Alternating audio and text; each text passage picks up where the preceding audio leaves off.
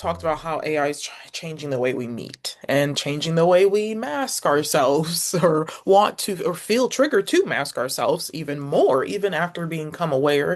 And I think you even pointed out that being aware is not enough. Like that's that second part, and then you said a bunch of I things, and my identification thing is like those things go together. We can't just have AI. I feel like AI is really important, but it's being used in ways that, I mean, we're the reason it's devilish a little bit. If I'm thinking spiritually too, it is just like temptation and greed and all of those seven deadly sins, but it's also just like what we're being the posters are for. Like, and I'm starting to see that creatives are trying to come out of that too. And then they're using AI to do it. And so there's so many things, but we're going to try and hone in on AI and dating still. Yeah, So how sure. is AI dating changing the way that we're not just meeting, but how we're communicating and the building attraction part for one another? Sure. I want to say this as a caveat and then go, I'm going to go specific and wider. Recognize that any dating app is AI. Mm-hmm. So we are already seeing it, and apps have been around a long time. So recognize AI has been around for 30, 40 years. We just didn't know it behind the scenes. We didn't use words like algorithm 20 years ago, but that's what was happening, Mm-hmm. right? I met my ex on Match.com. There was an algorithm. So AI has been looking at characteristics and doing this for a long time.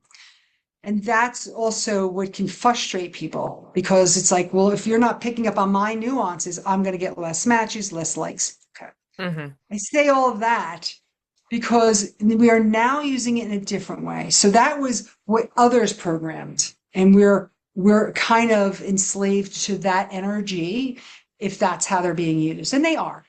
It's fine. But now we're using AI by our choice and our control, right? Chat and Claude and Gemini and all these other things. And what we do know is that 90% plus of the use of AI is more from a coaching and therapeutic use. So people, it tells us there's an enormous amount of insight out there that there's something I'm curious about, concerned about, or interested in. And they're using AI for direction. My caution on that is to me, it's a pro and a con. Mm-hmm. I think there's really good information provided on AI as a structural framework. Is it going to do deep dive therapy? Because therapy isn't about the questions and the answers. It's about the witnessing. Mm-hmm. To be raw, vulnerable in front of another human being and not judged is one of the greatest healings we can give each other. That it can't. It can give us cognitive data to follow. And I think in that way, it is very effective. It's so we can come up with, I'm having a date tonight.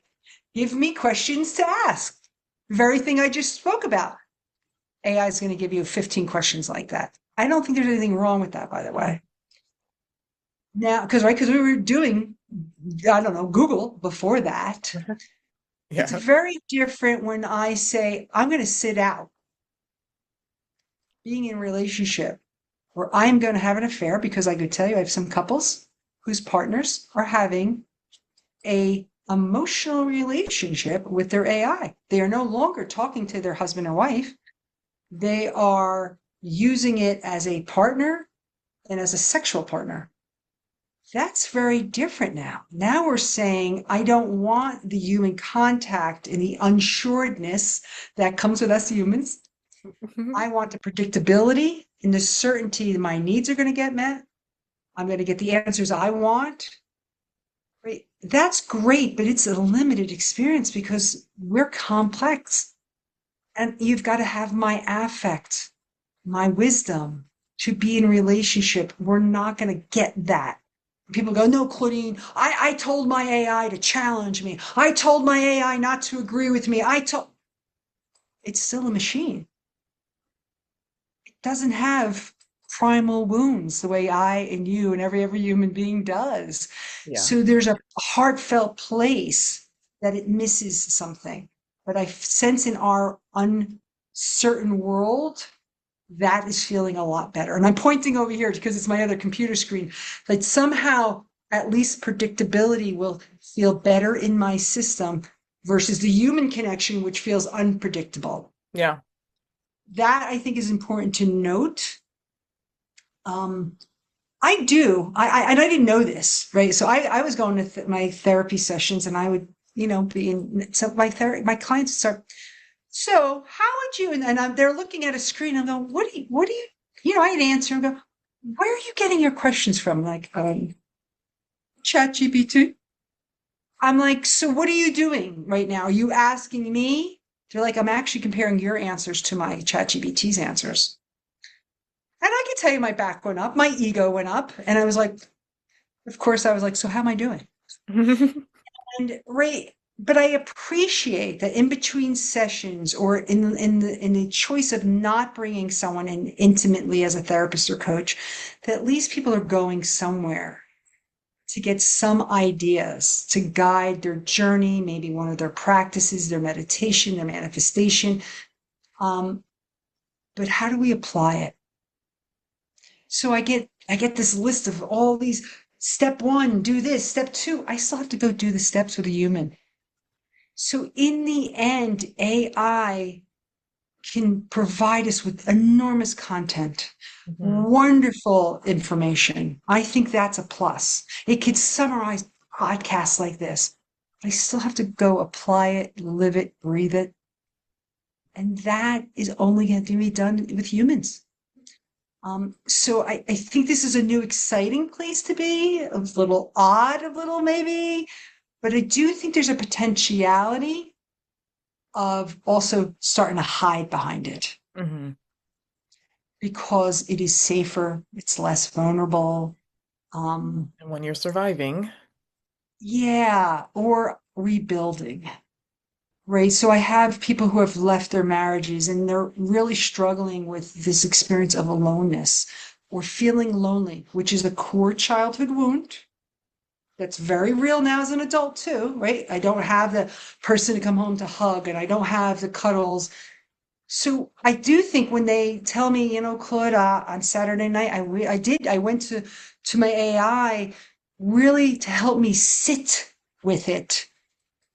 That's very different than going down a rabbit hole to avoid, because the moment we use a distraction, Mhm. we're going to come back to the same feeling. Very different when we use it as a coping skill to help me live, integrate, and identify that I can survive my loneliness. Then I could start to feel it. Then I could take action. So I think there's this way we can be with AI that can actually really elevate us, but it's got to be used like everything with certain discernment, Yeah. That is the best word to use. Yeah. right? It's not going to replace the human element, but it does, I have to say, even as a therapist, it does give us some really good content. Mhm. Um, but we still got to apply it in human form. Yeah. Yeah. The whole time you were saying that first segment, I'm just thinking of, I mean, really, it is intelligent and we could use it in a better way, but it's an artificial package. It is artificial, and the package that you want is an authentic, real human being that is also doing the same work and doing the same healing, but is still like, it's still unsure. Like, it's the work, the effort that's put in, though. So if you can, I mean, that's the saying, actions Speak words louder. Yeah. speak louder than words. And people say that sentence, but they don't really know what that means when it is partnering up with someone for the rest of your life, because that is the dream that we want to have some connection to the actual love that we feel when we watch a movie or a romance and stuff. It is real, but the way they're projecting it to us lately or in certain areas, it's just how you, it's your discernment, it's your life experiences, it's the Mhm. in-depth work that you do on your own and with AI, using it as a coping mechanism and making it uploads, making you better. that is the way it should be used. And that's how we should be teaching. I mean, I think even of what you were talking about earlier, of retaining the information. That's how what we have to do for kids. That's where they learn to do that. That's where their muscles for that happen. And they're not even able to do that. Like for real, my students be like, I don't remember that. I gotta memorize. Like, what you mean you can't memorize the whole chapter? Like, you gotta actually immerse yourself in it, pay attention. Like, I'm trying to make it fun for you up here. I get it. I was here too. I actually have that point of view where I am trying to make it different for you and more relatable. And that's why I think I love and how I birthed, the care for my hair, like club, but now it's like kind of like a whole thing that has like really been something soul purpose to me. And so that's just kind of the stuff that you you teach young. So part of my project of the soul reconstruction is like reparenting yourself, but also if you happen to have kids, but it's also, I just say, even if you don't have kids, you're a role model. You are somebody's, teacher, role model, aunt, uncle, sister, brother, like you are somebody. So be somebody, I guess is what I want to say. So, the next question I want to ask about the dating apps again, because I mean, every time you go into AI, you're going deeper and deeper into like some things that can really, if you're not on that soul journey yourself, can really you could take AI on a whole different road. Well, yeah, yeah, So the very much. dating apps and the oh, I guess you kind of didn't so much talk about how apps are building that attraction, how that's, not how we should be looking at things or speeding up into things. Yeah. When we're like when AI is used behind the scenes for a dating app, right? They're just looking at data points.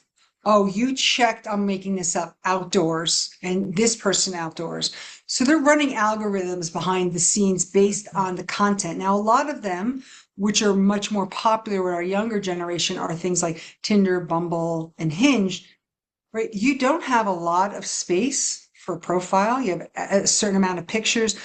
So think of how little, right? I was using Match.com and eHarmony. You get plethora of paragraphs and all this. You don't on these newer ones. So Mm, then you're really trusting an algorithm or a computer program to pick enough out of two sentences. You only get two questions. yeah. That's in five pictures. Like, think about that. But what we've done is, right, that means we're trusting a program outside of ourselves. And then we're doing this, the swipe right, the swipe left. Yeah. When we think about the world of addiction, right, this is what I call the cortisol and the dopamine. Swipe one way, I get a hit. I swipe the other way, I really like, I can get a stress, right? So we're chasing highs. Yep. And it's so easy to also dismiss a person. In Mm-hmm. a world, I'm not crazy about labels, but in a world that is encouraging and deepening this use of gaslighting, right? We can ghost people and everyone then starts creating stories. So like, I don't know that it's creating connections. And yet you meet people who have been married from them, who are dating very effectively from them. But for the only mechanism for dating, I don't think it's the best. And I don't think it's best for everyone's personalities. Mm-hmm. There are people it's very effective. I have other clients that I share with and go, let's go back to the needs column, right? The standards. So to me, in my needs column is there's got to be some shared values. I don't mean they all got to match. There's got to be a few overlapping. I'm a woman of high integrity. I am not going to do well with someone who is not accountable and consistent, right? So I'm like, well, where would those people be, Claude? That's how I met the person I'm dating. It was really in a community, in an organization that represents my values. Mm-hmm. So I already have checked some boxes off. I'm going to meet people who have a stand for certain things that are similar to me.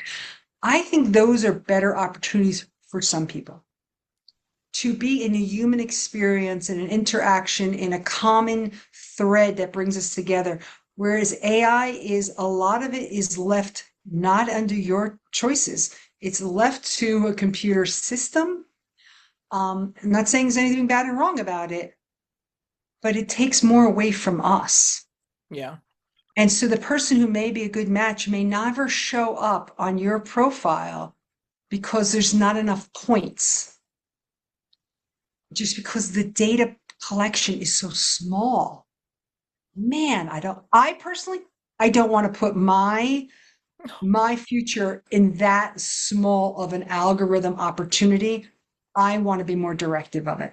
And so Yeah. that's why I chose the paths I have as I've matured and gotten wiser. I'd rather meet people in the community that I embrace and that embraces me. Yeah. It's a tough call though with AI. It's seductive, it's easy. And honestly, when you talk to younger clients, they are not as value deepened yet. They're Hmm. still formulating some of that. So it's work and partying. It's like, oh, we go bar hopping on the weekends. Like, okay, well, how about something else? Their life isn't rich enough yet. So I understand why they're using it. Then how do you prepare yourself to not see it as a reflection of self? And that's hard. It's just like social media with likes and followers, right? How are we going to handle the dopamine chasing? Right? Because I could tell you, I have some women I'm counseling right now who have been very destroyed by this emotionally. Who, right? It's evidence of my looks, it's evidence of my unworthiness, I'm not good enough. And it's evidence because it's got numbers. They Yeah. could have a roommate who literally has gotten 100 matches. This is a true situation, 100 matches to their one. Numbers don't lie. But what are they really saying, though? Wow. Is it that body is more desirable by men? It may be. Wow. But that's where we're at. That, that's painful. And I think that is what is happening in the world where where apps are really they are following numbers. I was gonna say kicking our butt, and this whole time And that you were talking, I'm thinking of dodgeball. I'm literally thinking of dodgeball, and that's how it feels. And I've never, yeah, like, oh, you can't hurt me. And then when you do get hit, it's like, oh, like, and then you weak for all the other ones, and it's just like it's a domino effect. And then some of us we choose to go out, some of us just get out. But or then you catch the ball. Like I think of so many metaphors when I'm with people talking to me, and I hope I don't look like I'm zoning out on camera either. But it's that same thing that I'm thinking. Like it's very, and the big part I want to mention is how you said how easy it is to dismiss people.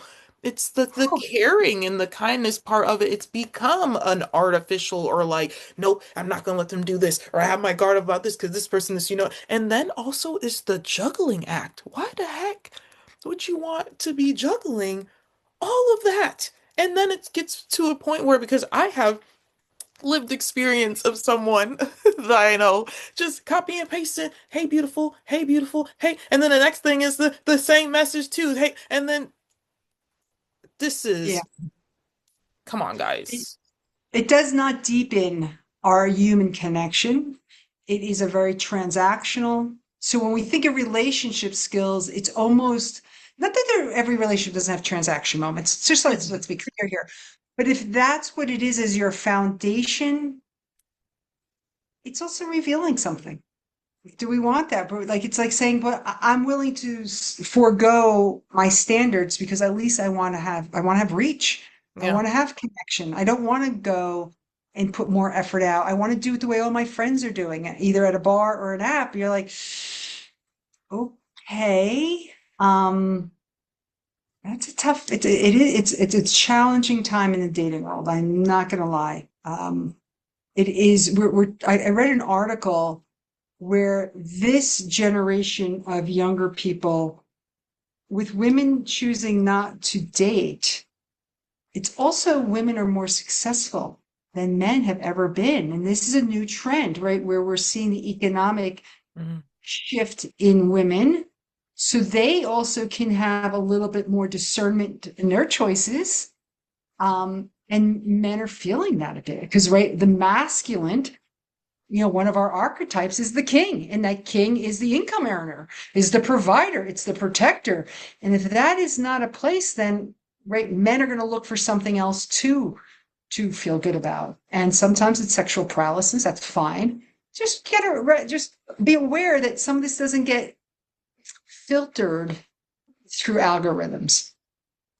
Um, and I think there is some social pressures. I'm just going to be very honest in this generation. And I think about like, I know I'm probably double in the age of you. Apps were just coming out when Hmm. I used them years ago. And so it was a new and exciting revolutionary thing, but it wasn't this. We weren't swiping. We were actually writing on the app for a while. Then you move to your phone. Then you move to a phone call. Right? There was this new way. Now it's an accelerated. That's everything in our world. Everything is speeding, and we don't do this. The human connection, the presence, slowing down. Right? That does not happen in an artificial world. It does not. It actually accelerates a timeline that sometimes is artificial. Hmm. Um, And not and real. it's not real. And I don't think everyone's nervous system can take it's just like social media scrolling. You've got to be prepared and ready for the likes, the no likes, too many likes, too little likes, no likes. And on a daily, that's jarring. And then people don't attend to that in their system.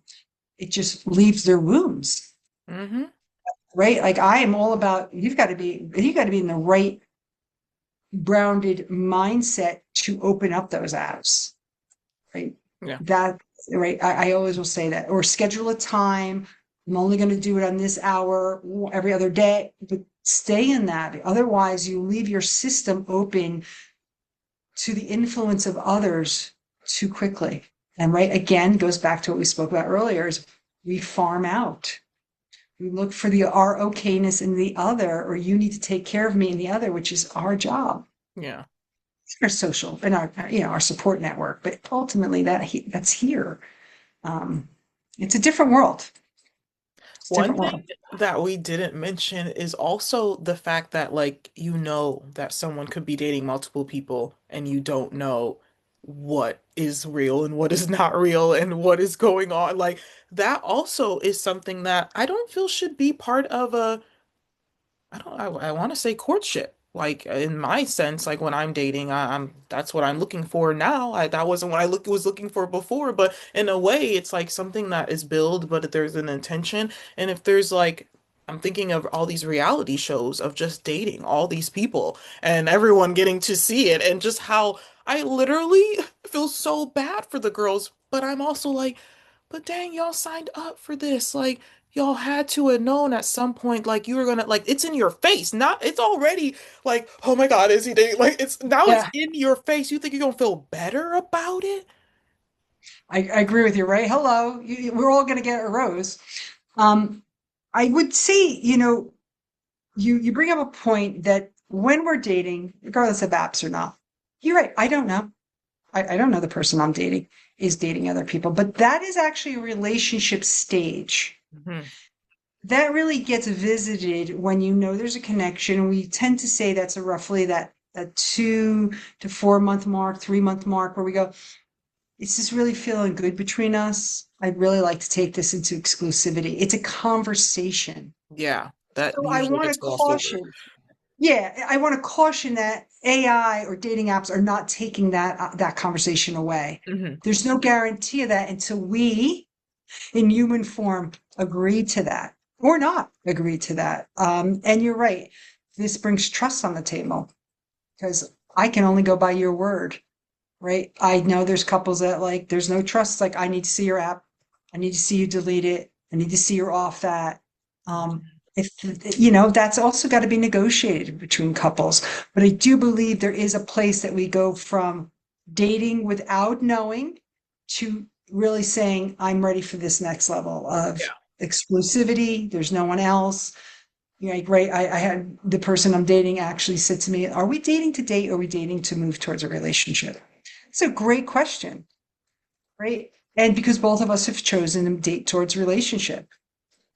Okay. Yeah. Right. There is some energy of exclusivity right now. And you go, right, that's got to be because someone's vulnerable enough to put that out there and make the request. And you got to be ready for no. Yeah, yeah, you bring up vulnerability, and that's hard too to do. And Hmm. Yep. also, you point out the different stages, the time. I'm thinking of a braid still. You still working on yourself, you still having your hobbies, you still knowing who you are, you not falling back into that, I need this person, we need to do everything together. They're my we're we're meshed in Yes. together. No, like, and that's when you have to realize, oh, I'm not at the place I'm supposed to be at, and either slow it down, but communicate. Like people aren't even, I know kids don't know how to communicate, and it's be their misunderstandings that cause just the biggest downfalls. And it's just like, well, did you talk Yeah. to them?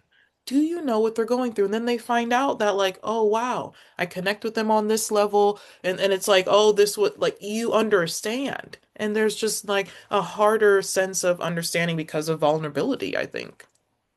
Yeah. A very underrated utilization, right? Brene Brown is all about the vulnerability. And I love one of her podcasts said, the willingness to love is to be vulnerable. The willingness to show up in curiosity is a vulnerable act. And I do think the vulnerability of closed heart is even more painful, though. There is possibility and vulnerability of an open heart. There's no possibility in a closed heart. And both carry the risk of pain. Yeah. What one has the ability to move you forward? To me, it's the open heart of vulnerability. The closed heart, yep, I'll be safe, but I'll probably be alone in there. And I'm not going to move forward. I can't generate from a closed heart. Um, Someone's got to take that emotional lead in a relationship, right? AI can't do that for us. AI can only give us the match in itself is a vulnerable moment. I'm going to say, I want to give credit to if I choose to connect, I am showing an interest. And even on an app, I could be rejected. That's part of the agreement. Hmm. Well, doesn't mean because I swiped one way, the other person's going to receive my right? They all are. How we want to define and the meaning we want to make about those acts, that is the individual story. Yeah. So I don't want to make a story that's gonna be like, well, I was vulnerable and they rejected me. No, our capacities are we're not compatible. I don't Hmm. want to make a story up that's against me, and I Yeah. don't want to make fun of them. It, right? If it's meant to be, the match will happen. Yeah. So I caution people, even if they're using the apps, to like to be mindful of how they're speaking to themselves and the power that they're giving over to this little free app, or even if you're paying for the subscription to it. Yeah. I think it's really important. I'm picturing like the closed heart, the art of detachment when you have an open heart, and the art of what was the other thing? Detachment and oh, I forgot the other one I was gonna say, but the art of detachment when you're healing, detachment is different. It is having Yes, an understanding, it is having that emotional availability and that maturity to know that this is not just about me. It is not black and white. yeah, And, also the self-talk was the second thing that I want to say. Self-talk yep, is really important, but I also feel like self-talk is kind of talking to your inner child too, because I also do that. I'm getting ready and I talk to myself. I do feel like that's talking to my inner child. You're like, this yep, is nerve-wracking. You're trying to soothe yourself, but in a way, like it needs to be a yep, positive self-talk. So both of those things, and yeah, when you are introducing yourself, and if you're going to be in the dating scene, to be strong, have that armor, that strong enough awareness that like, yes, this person is swiping me, but is not about me, or this person stopped talking to me, or ghosting. Ghosting is so popular now, and I think there's good parts about it, but I think there's also I think it's mostly bad parts about ghosting because it's literally just not communicating with someone. But in a way, if you are healed, there are instances where it's like, oh, you know what? There was actually no words that needed to be said. This was already done. Like it's like yes, having that maturity, having that awareness of like, yeah, I know what this is and why it's like it's dimmed away. Like, okay, like now let me build on, this because I do feel the needs there. And it's like, yeah, if you're just sitting dating for like a year on an app with like I don't want to say these large numbers, but I guess people do these large numbers of like 9 and 12 different people juggling act, circus going like then yes, they do. They do. And They that's do. stressful. How can you work on yourself while trying to have connections with that many people? I don't get it. And that's not really positive networking. I don't know, and I'm not here to say it's not possible. It's not my lived experience. Mhm. Right, like I hold containers all day long. I really treasure and revere those containers with my clients, with my friends, with my communities, and anybody I'm choosing to be in relationship with. I like to have like three or four other, no. And for some people, it works. Mhm. I want to go back to what you said about the talking to the inner child, because I agree. So I want to clarify when I say positive, I'm like, it's not all rainbows. We're going to be great. I mean, if I want to make a story up that, oh my God, I can't believe he ghosted me. We had three great dates and this sucks and I'm never going to be good enough. That is us shaming our inner child again. Mhm. Yet again, it is your fault. It's what we felt our whole childhood. So when I say positive, I love where you went with it's the maturity of recognizing, but we're not, right? If I'm activating my inner child, I'm not going to have access to the grounded head that's going to be like, well, clearly their capacity wasn't there. Or if it was meant to be, the connection would happen, right? We're going to have to probably soothe the inner child before we can get to that Yeah. because we're not there either. We're triggered, right? So we need to be with the hurt. Yeah, that hurt. We're going to validate because no one in our childhood, I'm not saying no one, but typically we didn't have a lot of people going, yeah, Claudine, you had a right to those feelings. There was no space and time for my mother and father to be like that. My mother had seven kids to feed. She wasn't going to be sitting there like, boo boo. No, just like, go do the laundry, go get the table set, right? She had to keep it moving. Then it's my job to slow down now and go, you do have a right to feel yeah, that's sore. Oh, that is a sense of like I want to take care of that part, that wound that got reopened. Mhm. So I can move into my adulthood, which is wow, thank you for saving me, right? I love that line. Rejection is only redirection, it's protection. In our inner wisdom, we know that, not in our wound, not in our wound. So we've got to be able to attend to one so we can receive from the other Mhm. constantly, moving from wound to wisdom. That is definitely the title, and it's a great closing because that's how you literally opened it. But oh my gosh, thank you. I cannot wait to talk to you again. This has been so great, and I hope It's been a people pleasure. leave feeling more aware, but actually taking what we're saying into the dating, like if they're in the dating life right now, taking it into consideration. If you have never written down all your needs and morals and values, I suggest you write those down. Oh, definitely. I It, suggest most, you yeah, and if you are in a connection right now, I suggest you be like, are these people meeting my needs? And am I also still meeting my own needs and my own journey? Like, there's just a lot to think about. And to just, for me, to be dating multiple people and try to calculate all of that with everyone, no. I don't think I read, it should be manufactured that way. I don't know. Like, that's just what I'm saying. But thank you for oh, being here. Yeah. you're welcome. I want to add one last thing to that. If so, I'm going to use me as an example. Though I'm very clear on my needs and wants at this point in my life, what I'm also aware is my pattern is I don't ask for my needs. Even as a therapist, I thought there's this mind reading app called, you just know. There's not.